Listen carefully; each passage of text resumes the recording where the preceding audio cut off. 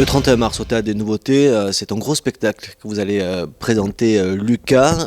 Qu'est-ce qu'on va pouvoir voir sur la scène du Théâtre des Nouveautés? Alors au Théâtre des Nouveautés le 31 mars, vous pourrez y voir l'un des plus grands danseurs, El Barullo, qui sera à la danse avec moi, qui est mon professeur d'ailleurs. Au chant, vous aurez un chanteur de Séville, Juanfran, un autre de Marseille, Crito Corte, un autre à la percussion qui revient de Séville lui aussi, et un guitariste de Toulouse.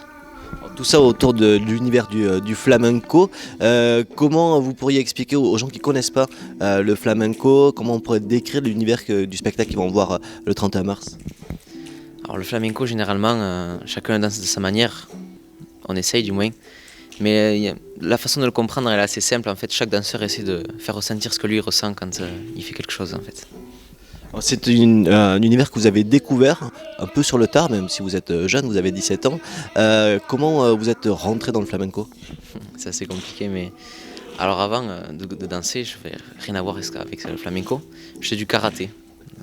On a tous fait ça dans la famille. Je me suis dit, je vais en faire aussi. Et après, donc, j'ai arrêté parce que ça me plaisait plus.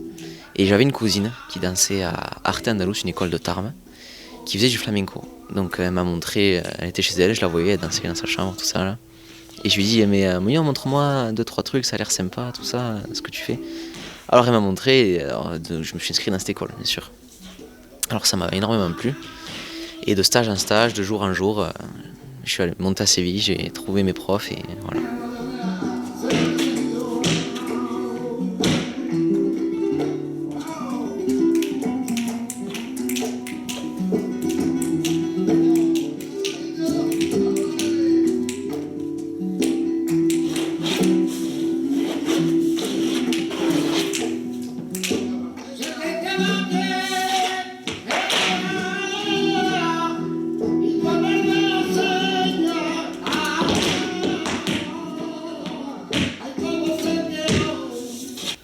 Ouais, parce que c'est directement en Espagne, à Séville, que vous avez été chercher votre professeur, comme vous le disiez, qui sera sur la scène, et l'enseignement de cette danse.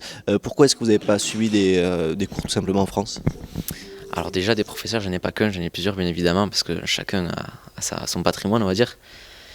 Mais le problème c'est que généralement à Séville, voilà, El Barullo, il fait partie de la famille des Farruco, donc la plus grande famille des danseurs, où franchement pour moi c'est les meilleurs du moins. Chacun ses goûts. Mais donc selon moi, vu que c'est les meilleurs, la meilleure chose c'est d'aller à la source. Vous vouliez absolument aller vers le plus haut parce que vous voulez en faire votre profession, votre métier? Si c'est possible, j'aimerais bien, oui. Effectivement.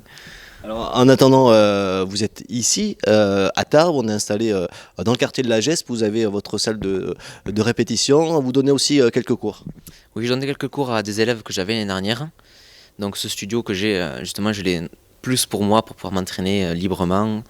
Mais tant qu'à faire, j'ai recruté des élèves qui voulaient que je leur donne des cours. Et voilà, j'ai pas beaucoup parce que j'ai aussi le bac cette année.